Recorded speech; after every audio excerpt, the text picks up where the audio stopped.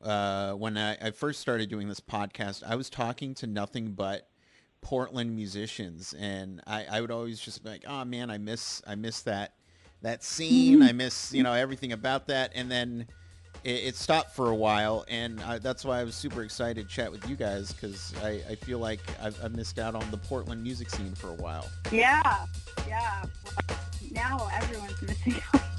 Well, okay, yes, true. We're all sharing that experience of missing out on music together.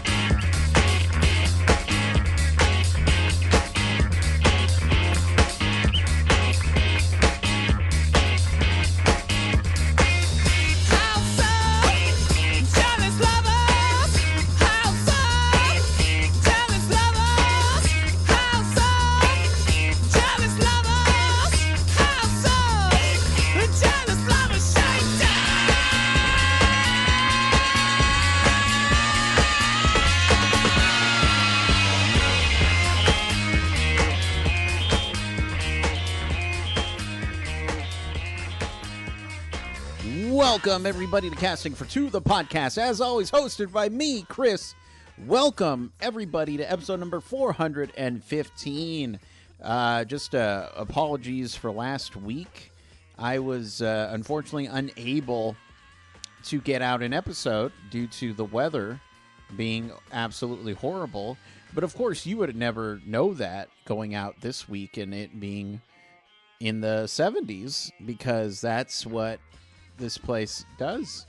It's what Texas weather is, Yeah, one week, it's crazy and everybody's freaking out, and unfortunately, bad things are happening, and then the next week, it's fine weather. Enjoy the shorts. But welcome, everybody. As always, I want to make sure that I say the message of the podcast. Make sure you are being good to others as well as yourself. Wear a mask. Wear a damn mask. We're not out of this pandemic at all. And if you got the vaccine, that's awesome. That's great. Still, wear a mask because you have to. And, of course, treat everybody with respect, even if you don't agree with their politics. It doesn't matter. We all share this earth together, and we all need to, treat everyone like humans because we all are. All right, I'm done talking about that. My guest for today is an awesome band, a duo, a married couple, Brian and Heather from the band Corvair, and such a fun time chatting with them, and I enjoyed this chat so much. And again, unfortunately, it was supposed to come out before the weather happened. But their debut album is out right now, and I recommend people go and pick it up because it's an amazing album, and I had a lot of fun listening to it, and I had a lot of fun chatting with Brian and Heather. So I'm done talking. So you know what? Let's actually just get into the chat, all right? So sit back, relax, and Brian and Heather, take it away. Hey, Chris. Hi, Chris. How are you guys How's doing it this going? morning? Good. We're good. We're excited to talk to you. Well, I'm excited to chat with you guys. But to answer your question, I'm doing well. I'm not. There's no snow where I'm at though, so that's always a bummer. Where are you at? I'm in Texas. That's what your Twitter tells us. Yes. Is it, I couldn't tell if you were in Oregon or Texas or what the relationship between the two was. Oh well, let me tell. I am an Oregon boy. I'm from Salem. You are? Yeah. I love Salem. Oh my gosh, I love Salem too. Right? He's in Salem like once a month. I lunch there all the time. Yeah. it's. He does. What's it called? The pear? Yeah, my dad's in Eugene, so we meet halfway and we go to lunch and we walk around the over the bridges and walk through the marshes. Oh, okay. Yeah. Nice. Yeah. I used to where our house was. there was, it was right next to the Willamette pretty much, and I would go fishing there sometimes. Nice. I never caught That anything sounds though. peaceful. It Not was the super point. peaceful. Yeah, it's not the point. Catching fish. It's never to catch fish. It's just to sit back and chill. Yeah. And I was a young boy, so it wasn't like I had a brewski with me. Nah, I was just sit there, listen to music, and just chill out. That sounds really nice. It's very Huck Finn. Yeah. It was and it is, and yeah, now I'm in Texas, and whatever. Where in Anyway, Texas? no, so I'm in San Antonio. It's Oh, nice. it's where the Alamo is, and its claim to Mhm. fame is also like 90 minutes away from Austin. Yes, Right. So that's not bad. yeah, it's not, and I do have a lot of fun in Austin. But I think partly because it just reminds me of Portland so much. Yeah, you're in like two music adjacent. You have two music adjacent lives. I do, yes, and for the longest time, when I first started doing this podcast, I was talking to nothing but Portland musicians, and I would always just be like, oh man, I miss that scene. I miss everything about that, and then it stopped for a while, and that's why I was super excited to chat with you guys, because I feel like I missed out on the Portland music scene for a while. Yeah, yeah. Well, now everyone's missing out. Well, okay, yes, true. We're all sharing that experience of missing out on music together. Um, but I mean, one of the things that I've been asking people, especially during the pandemic that we're all going through, is that in your guys' case, since you guys are quarantining together and all that, have you noticed an uptick in your guys' creativity? Yeah, definitely. Yeah, for sure.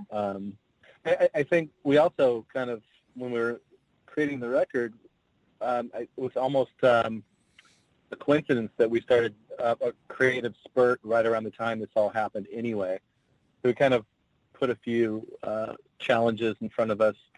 A lot of the record was started with a 30-day challenge. I just decided to I had to write something every day for 30 days, and that really got the ball rolling. And that happened right around the same time as this all went down. But from then, it kind of really just opened the floodgates, and the creativity moved from the songwriting phase to the recording and tracking and production phase.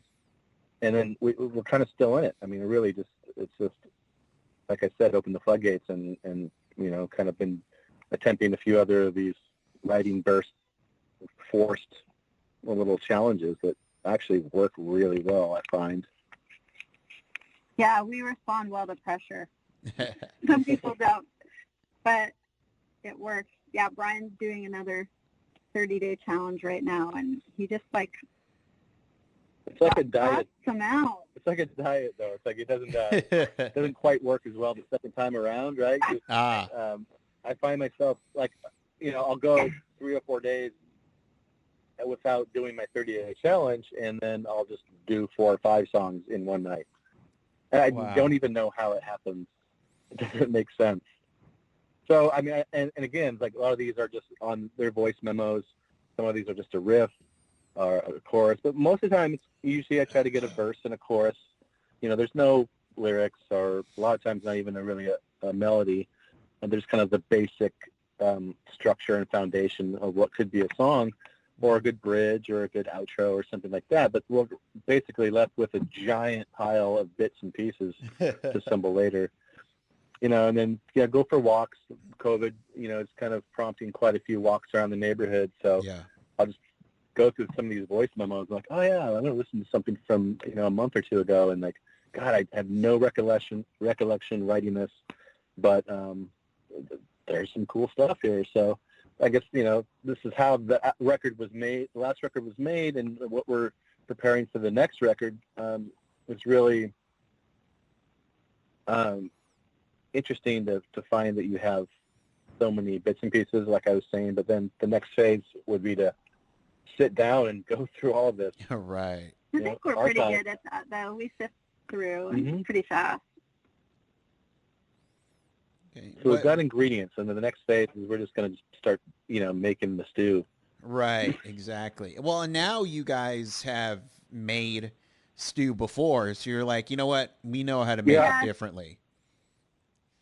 Well, that's huge. I mean, because the first record, we had all these songs. These are great songs, but they were all voice memos from an acoustic guitar, a few piano parts too. But, okay, what are we going to do? What's this record going to sound like? What is this band going to sound like? And we had plenty of rough ideas, and we talked about influences and different things, but we really didn't know. And actually went into the studio with our drummer and who we'd never played with before, and like, okay, we'd already given him some of these voice memos, so he had the same thing to go off of. I'm like, okay, listen to the song structure, listen to the basic feel of the song, but disregard what you're hearing in the sense that this isn't a strummy acoustic guitar song. A lot of these kind of ended up gravitating towards the same tempo or the same, your default strumming pattern on the guitar. And like, disregard that. We want to deconstruct everything and have to figure out what we think we want this song to sound like, structure-wise, while we're recording it. So it's that terrible cliche of building the plane while you're flying it. Do not quote me on that. I'm too late. I'm quoting. So, I'm quoting you. Oh God, it's quoted. No. Yeah, unquote. No, we had to really kind of just just use our instincts and just say, okay, I want this to be this really kind of sparse section. I want this to build up, whatever. And we have to relay our wishes to the drummer and then coach him and run through several takes. And we really, with a matter of time when you're in the studio, like, we have a song that's never been recorded, and we only have so much time to get it right? Like, right. Per yeah, song. It was a really weird way to work. You've got 3 hours to like, this hey, song. this song doesn't exist yet, but play a drum part that's going to be exactly what it needs. He was really, he's kind of a ringer, so he's like used to that sort of bullshit, demands, but it's still good as far as like scary. Yeah. As you're talking about it, I'm remembering how anxious I was in the studio. Yeah, I was really anxious. It was. But in another sense, that I've done this a million times. Like, I've written a lot of songs and recorded a lot of songs with the same mindset. I mean, when I was a kid, I used to record songs where I only had access to a drum set for a certain amount of time. Yeah. So I would go in, either play them myself or hopefully get some of them that could play drums better than me, and go in and say, okay, I don't even know what the song's going to be, but I'm going to record 10 songs worth of drum beats where I know, okay, the song's going to have an intro, and then a verse, chorus, bridge, verse, chorus, outro, whatever. I would kind of plan the song structure ahead of time and decide I want this kind of vibe. I really want, to be like the Simple Minds drum beat from Breakfast Club or something. This was in the 80s. And so, you kind of then I would record this entire record full of drum beats, and then have to go home, or sometimes they were recorded at home, but then go on to build the rest of the song around the drum beats. So it's kind of a really backwards way to write, and in some sense, that's kind of what we did. We had the songs, but we didn't have the They're structure. very skeletal, and just nylon string guitar, like. Yeah, and so skeleton. It's kind of exactly how we did this record, where we went to Seattle and went in the studio and recorded all these drum beats with Eric, and took it all back to our home studio, and then COVID happened. Yeah. Then we were like, oh, I guess we have time to really dig in. Yeah. Here. Plenty of time to layer. Yeah. It was, we definitely got weirder because we were there. I mean, do you remember what like last March felt like? It was this weird feeling of like, oh, the world's ending, but also like I can still make dinner and it's good. And right. like it was like holy shit, it's happening. Like it's all coming down. But then also, wait, I can like sit here and drink wine with my soulmate, and like it's not horrifyingly. Well, it was a great distraction and a purpose rather than, COVID hits and what are you going to do? How fast can you get through all of the content on TV, right? How many shows can I binge? It wasn't that so much as it was like, we're going to record tonight. Okay, let's light some candles and put on our pajamas and start recording. And we would, have some pretty intense sessions, and we tried really hard to balance creativity with perfection and trying to make this record. And I think the COVID part of it was actually helpful. Yeah, for sure. It's so interesting because I asked that question to everybody, about the creativity during the pandemic times, and I love asking it because there's never the same answer twice, and everybody obviously has handled the pandemic in their own special way, and for you guys being able to, who were in the middle of recording this record and just being like, oh, we have extra time. Well, let's just, let's make it the best we can, or let's try, new things. Why not? We got nothing but time, and I think that is, and I don't want to make light of the pandemic or anything like that, but having the time to focus on ourselves, our projects, our blah, blah, blah, blah, blah. I think that's been pretty beneficial for a lot of people. Yeah, it's pretty great in a lot of ways. We were just talking about, so many aspects of life that COVID has kind of at least drawn attention to that we would like to maybe keep that way. Yeah, just walking more and just, it's cliche, but just so much more appreciative of just simplicity and being able to make dinner and sit on the couch and talk, whereas like I sometimes feel like we were just careening towards what at like warp speed, Right. Get that new terracotta planter that I saw on Instagram. We need that. We need it quick. Hurry. Yeah. And like this is just kind of like been this big check on quality of life, and it must be a lot.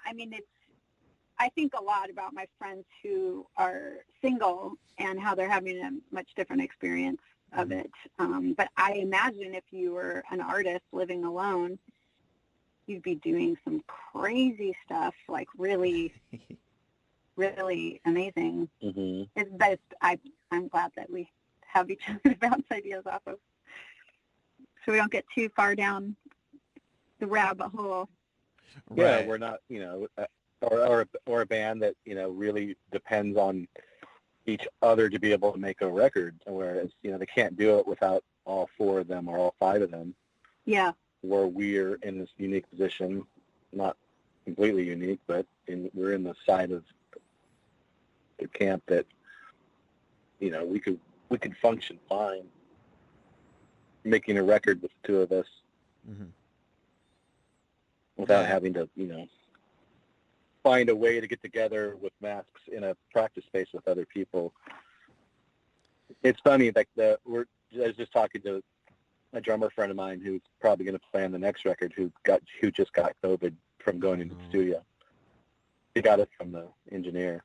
Oh, jeez. And they were taking precautions, and they were masked up, and there was social distancing, but it happened. Crazy. Yeah, he's okay. He did really well with it, but it's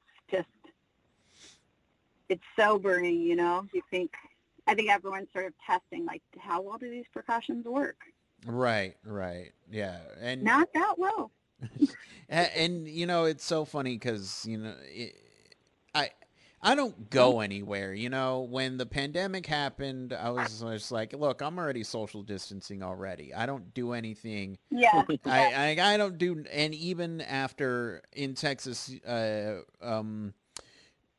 I forget which month it happened, but when they were just, hey, we flattened the curve, let's open up. I was just, this is a bad idea. I'm not gonna do that. Something.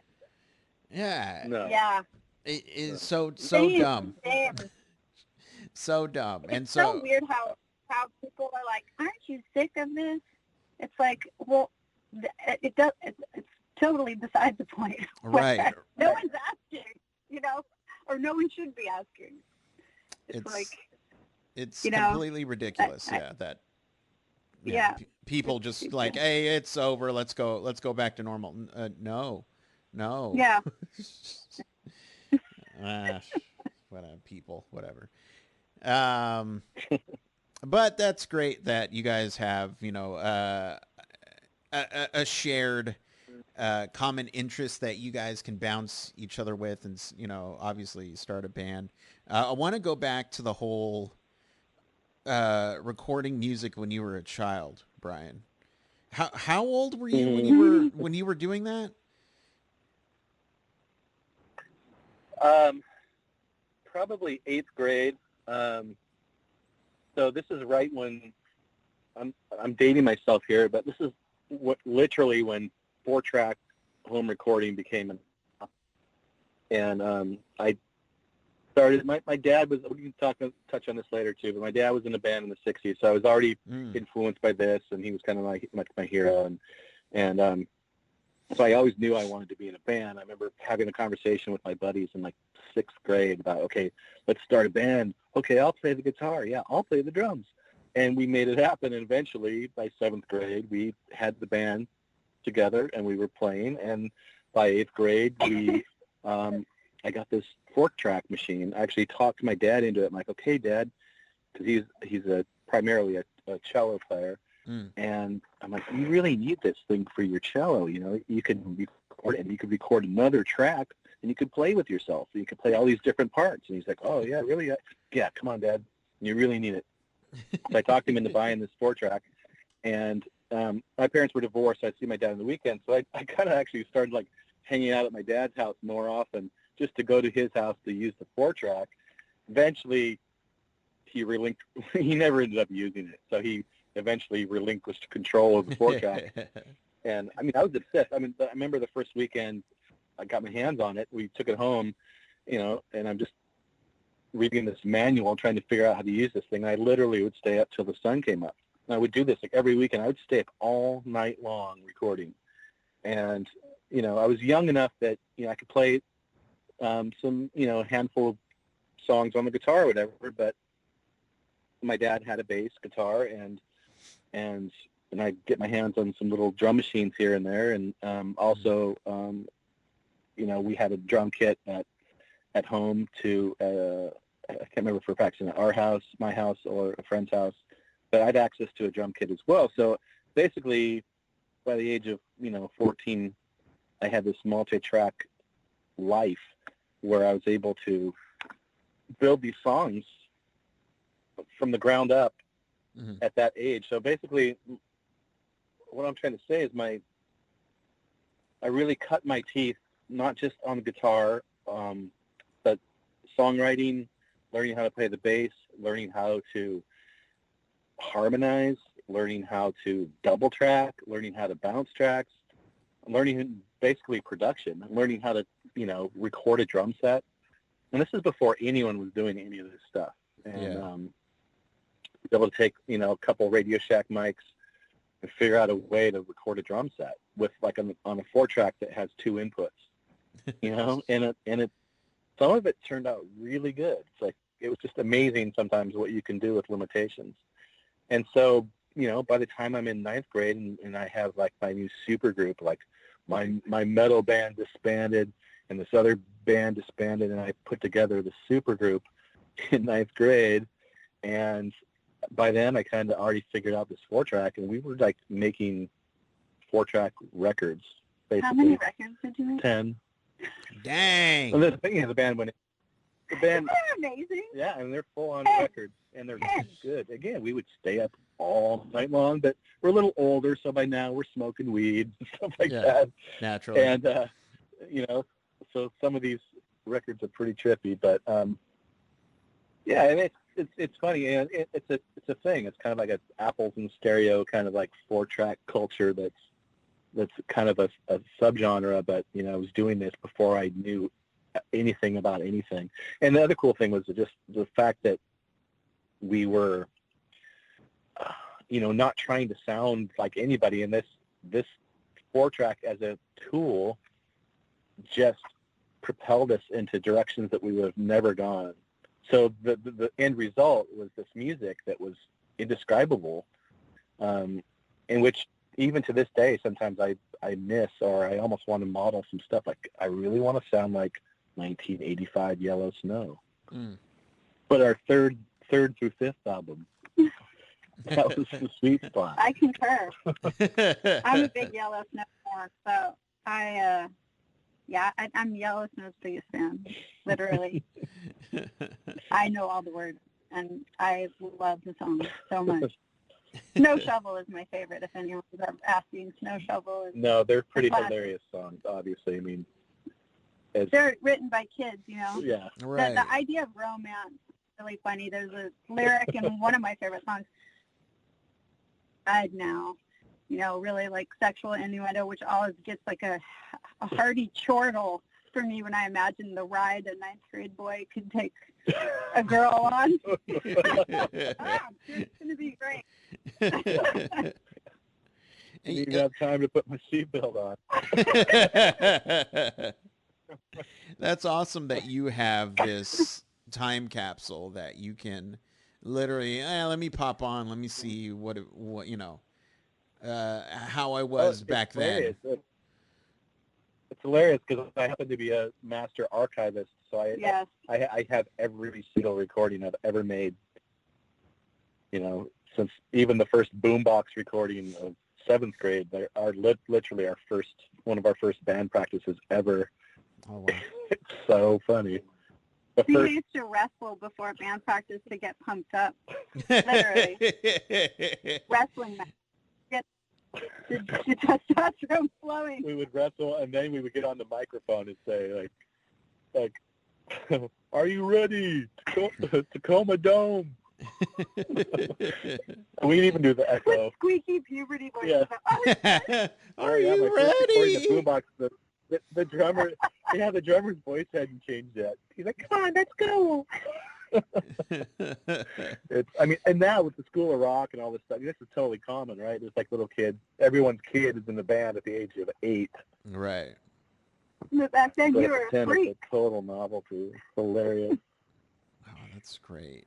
We got a couple of years ago. We got actually one of those songs got released on a compilation disc in London. Oh. The Yellow Snow song. Yeah. About it's legit, Chris. Yeah. That's awesome. Perhaps you will become a fan. It's on the internet, man. Yeah. Nice. Well, I'm gonna look for that then. Because I want to hear this Yellow Snow. So we've got connections if you want the back catalog. Yeah. No, definitely. Again, I look. Yeah, I was more of a video guy, and I wish there was more footage of me as a kid and all that, so I can be like, oh, look, there's that little big-headed kid running around. That's cool. That was me. But there isn't, and I just, I look at these kids, even my niece and nephew to this day, and there's so much footage of them. I'm just like, man, I hope they're going to appreciate it's so weird. And the thing is that it's clearer. Like, it's not grainy. The footage isn't grainy, or it's going to look the same. Yeah. Well, it's only going to get better, when they're older, but still they're going to be like, oh yeah, I could see, blah, blah, blah, super clear. And I'm just, what? I don't say this to my nephew, but I think, like, screw you, man. We didn't have any of this growing up, so. Yeah. No. Yeah. It's so weird, too, how they just know how to make stuff. Yeah. It's like, infuriating, again, yes. Yeah, our 6-year-old is obsessed with creating stop-motion videos. Yeah. I don't even know how he got the app, but he's making movies at 6. It's insane. Yeah, they're like existential. They're really good. Parables about fishing and getting what you don't want. Well, the nice thing is that he has you guys to score it for him. Right. Yes. Right. Yes. Hey, we'll see what happens. I would love to score a 6-year-old video. No, Dad, you need the drums here. Ugh. Yeah. Okay, jeez. No, but so, and how, and I know you guys are married, and but when was the first time you guys actually played together? Was it,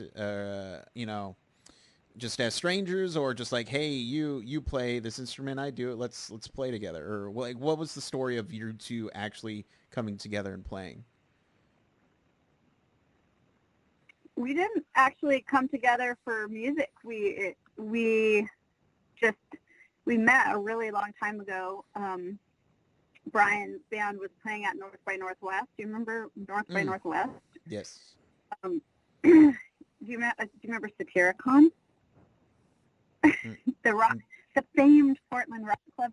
We met at Satyricon when Brian's band was playing, and so I knew him as a musician, but I was at that point not like a musician in any official way, and Brian didn't even know that I was musical. So we were friends for all those years, but I was like, she never let on. Super shy, even though I was, and didn't tell him. And at that point, I wasn't writing songs. I was just playing violin in my apartment, and I was trying to learn bass too. And so we didn't talk for 10 years or something. Yeah, I moved away and we didn't talk. We always had like a thing, but then when we started dating, which wasn't that long ago, it was 5 years ago, we got married. We just realized like we both had sort of ended musical projects, and we said, we should have a band. We'd be singing like the Kinks song in the car, and we just would like intuitively like, you take the high part, but without anything, like harmonizing, and we'd look at each other and laugh and be like, hey, want to start a band? We would just start singing along with these songs, and like not only would we instinctively know which parts to take, but our voices happened to mesh perfectly. Like we both had like very similar nasally kind of voices that really resonated well together, and like, holy shit. And so we've been meaning to do it for several years, and it just, life is busy. No. And we just finally did it. But we're so happy, and now that we know, I mean, it was just so fun to not know what your band's going to sound like together, other than what your voices sound like together. And now we know what Corvair sounds like. So it's just exciting to evolve that. Mm-hmm. And so yeah, we didn't. Oh no, go on. Go ahead. Oh no, I was just saying it's just weird that we didn't. It wasn't like we met. We met through music because I was very involved with the music scene, but we didn't meet like, hey, I like your primitive drum style, Heather. Like, Thank you. That would really go well. Yeah. I meant to do that. Yeah, so it just kind of arose out of our mutual respect and admiration for each other. Well, it was almost inevitable. Also, when we came together, got married, I moved to Portland to be with Heather, so I needed her to be my bandmate. I didn't have a band anymore. Look, if I'm moving to Portland, you're contractually obligated to be my band member. Exactly.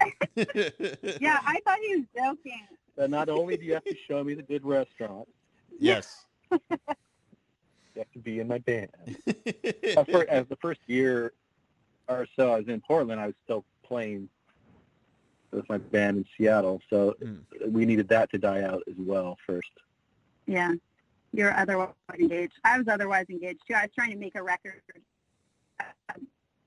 with my other band, and I was flying to L.A. to try to work on this record was going so slow, and Nick, my brother, and I were getting so frustrated, and so yeah, it took us a while to be like, okay, you stop doing your Seattle band, and I'm going to take a pause on the Zotra record. And yeah, I think long distance relationships with bands can work if the band is already established. You know, that's and well funded. Yeah. Oh yes, when, of course. We get together before we go on tour, and we get together for a month when we all fly to LA or whatever.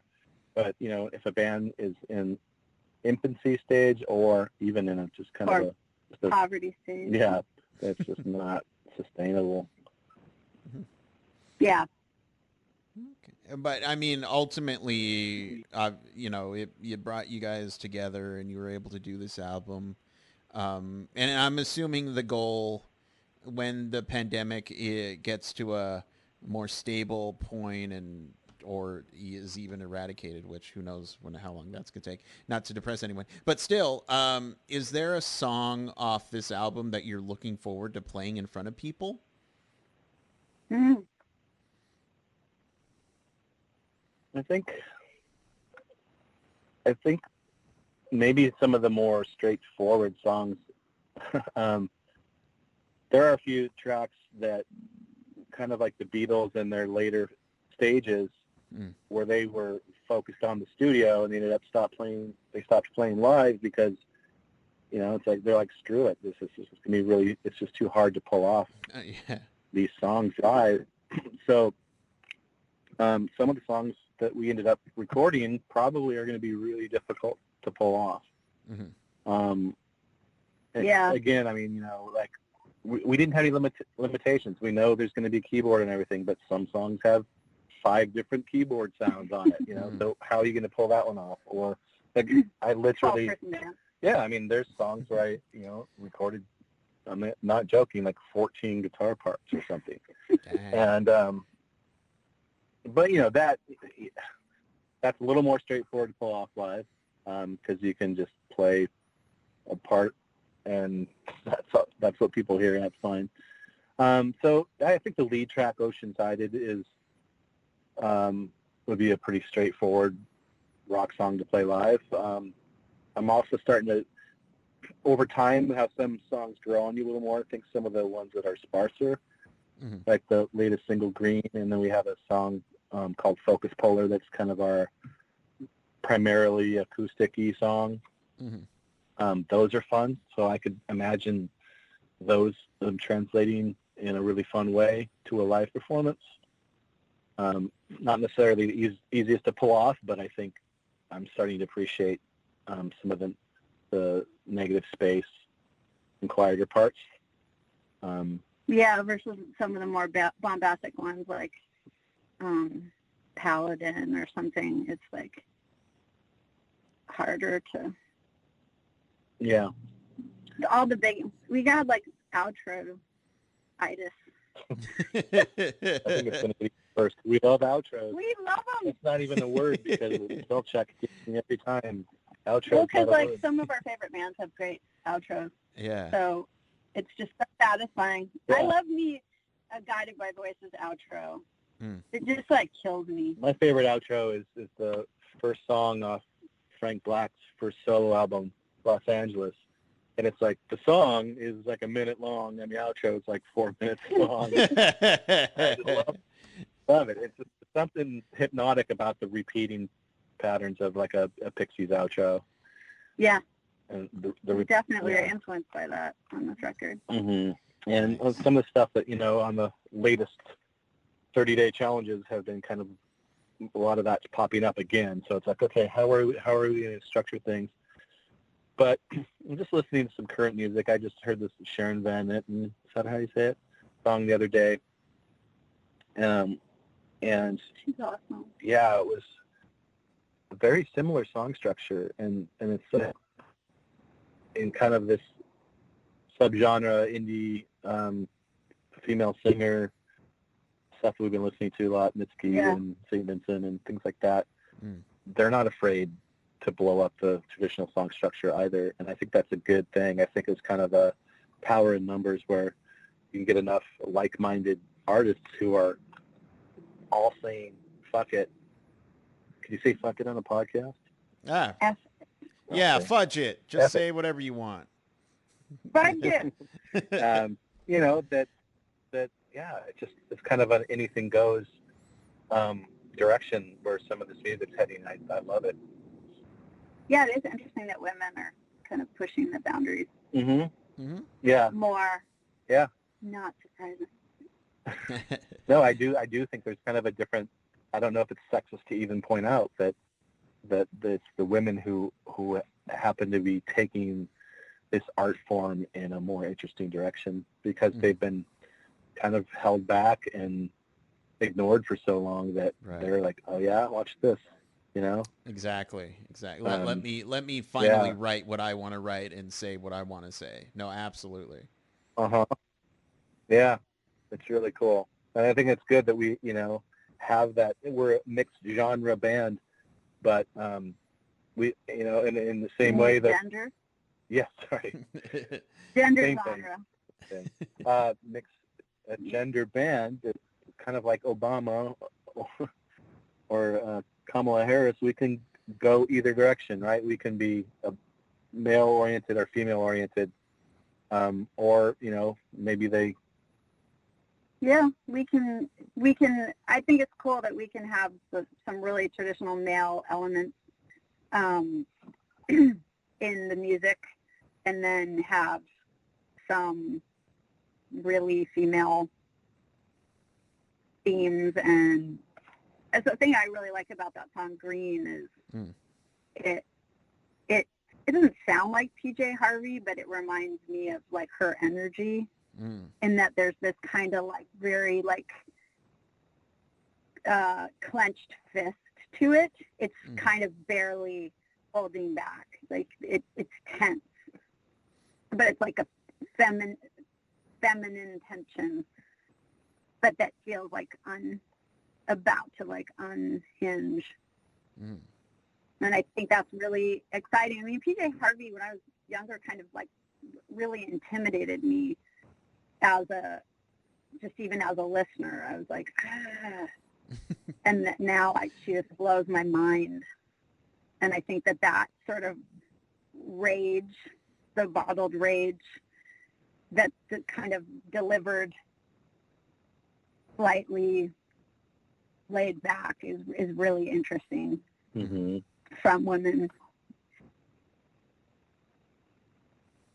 And you get to just add your own little piece, your own stamp to you know, that music world that of artists that inspired you. And I think, you know, more power to you. Yeah, I think Courtney Barnett's so interesting in that way, in that she's got this like, she's got that anger, but she also has this sort of meandering troubadour energy that I associate with like 60s and 70s men. And I really like, I just think she's such a groundbreaking artist. But the music's not like groundbreaking in the sense of it's not like asking a lot of you, like something way more avant-garde. You know, it's really listenable music, but I just think she's really challenging a lot of rules women make. I mean, yeah, I feel like that's challenging rules. I feel like that's art in general. Just like, man, let's challenge things and let's make things. Let's make a statement, you know, stuff like that. And yeah, that's always what I felt art was. So. Yeah.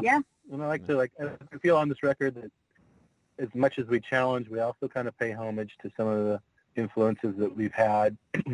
Some here and there, there's little bits and pieces and elements of things we love and we're not afraid to, you know, pay respect to. And so it doesn't everything doesn't have to be original. In fact, that's impossible to do anyway. So as much as you want to challenge and break some rules, it's just always comforting and to add some familiar elements that people can kind of grab onto as well, so they don't get completely lost.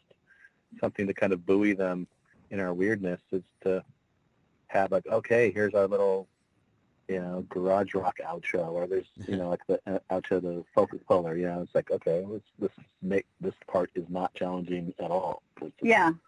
4-chord garage rock outro, and we love it. So just be okay with that. Nice. And for the people at home who would like to pick up the album when it's available, keep up with anything that you guys do online, where can they find all that? Well, we have a website, so corvairband.com has everything you need, but just as easily, if not more so, you could just, if you were to go to our Instagram page or any of the other social media pages, and we have a link tree, and the link tree takes you to any place you need to go to stream, to download, to purchase. We actually steer quite a few people to Bandcamp as well. Yeah, we love Bandcamp. Yeah. So, but it'll be everywhere. It'll be, in every digital platform, and it'll pretty much be in all the familiar places. Nice. So Spotify, SoundCloud, iTunes, Amazon, Bandcamp. Sam Goody. Sam Goody, yes. Radio Shack. FYE. Wait, they're still around. Electronic Boutique. It's all there. Blockbuster Video. Man. We had a record store where I grew up called Pickles. It was called Pickles. And I loved Pickles. But that's a weird name for a record store. Yeah. So the Omaha record chain, Pickles. Pickles and Peaches. Oh yeah, and Peaches. They don't go very well together. Well, who knows? But Brian, Heather, thank you so much for chatting with me. Anytime you want to come back and just shoot the shit, I'd be happy to have you back on. We love that. Yeah, absolutely. We're so happy that you had us. And hopefully we'll have a band together. Maybe we'll be at South by Southwest someday, and we'll pop on down to the Paris of San Texas. Antonio adjacent? Not Paris, Texas, but the Paris of Texas. No, watch. You guys come to South by Southwest, and I'm going to be up in Portland. That's what's going to happen. Oh, yeah. I'm like, of You course. didn't realize what was going on. Exactly. Yeah. Of course, this would happen. But you guys can continue to have a safe and or continue to be safe and healthy, and have a good rest of your day. Hey, you too. Yeah, thank you so much for having us on. We really appreciate it. Of course. But thank you, and like I said, have a good rest of your day. You too. You too. Bye, Chris. Bye-bye.